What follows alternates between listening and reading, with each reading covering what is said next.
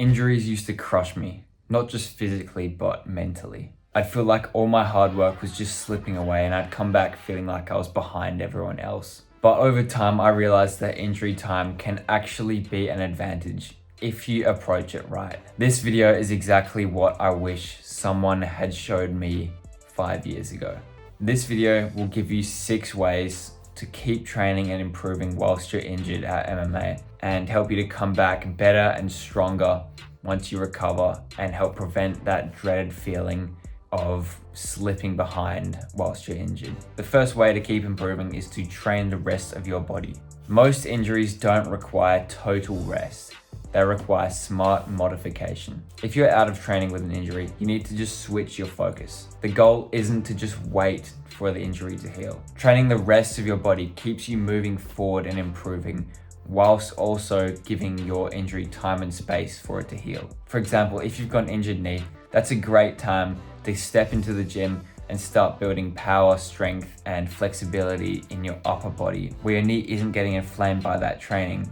But when you come back to the gym, you're gonna actually have more power, strength, and flexibility in your upper body rather than the person that just sits at home waiting for his knee to heal. The second way to keep improving if you're injured is to still show up to classes that you would normally go to and simply watch. Watch your coach explain new techniques. Keep learning about it. As much as you wouldn't believe it, MMA isn't just purely physical.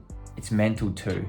Fight IQ is a weapon and most people don't even train it. When you're injured, this is your chance to simply observe and level up your fight IQ. So you're gonna come back better. And it's literally backed up by evidence that observational learning can activate the same parts of your brain as actually doing the techniques. Another way to do this is to watch high-level fights get broken down and analyzed to still activate that same part of your brain. The third way to keep improving is to still sit in with drills with trusted partners, but skip the rolling or the sparring. This one, obviously, if it's a bad injury, okay, don't do this. But if this is a little, like you've got a sore ankle, your wrist is sore, there's still things you can do. And if you have trusted partners where you train, you can sit in with drills with them and skip the sparring. Your coach is not gonna kick you out for doing this. He's gonna completely understand. Drilling will help to maintain or improve your technique with a much lower risk of re-injury. Now, the fourth way to come back stronger is to use this injury time as an opportunity to rehab your injury and make that area of your body stronger than it was before. Injury is a chance to fix the underlying issue, not just heal the sore bit. So take rehabilitation actually seriously. Don't just come back to where you were before. You want to come back stronger so that that risk of getting that same injury is not going to be applicable anymore. And okay, you might not know how to rehab the injury. It's simply go onto YouTube and look up knee injury rehab exercises, or even ask ChatGPT. Just those 2 sources will give you so much information, and if you actually just stick with some rehab exercises, you're gonna come back stronger than you were before, and you're not gonna get that same injury ever again. Because you probably got that injury because you have some sort of muscle imbalance in your body, even though you might not believe it. A 2021 study in the British Journal of Sports Medicine showed that more than 50% of combat sport athletes, their injuries were caused by underlying muscle imbalances. So this is your chance to actually fix the underlying issue and come back stronger, not just wait for the soreness to go away so you can get back to training. Fix the imbalance. Now, this next one is quite controversial. Get a grappling dummy. If you can get a grappling dummy, they're a great way to keep moving and stay safe from injury.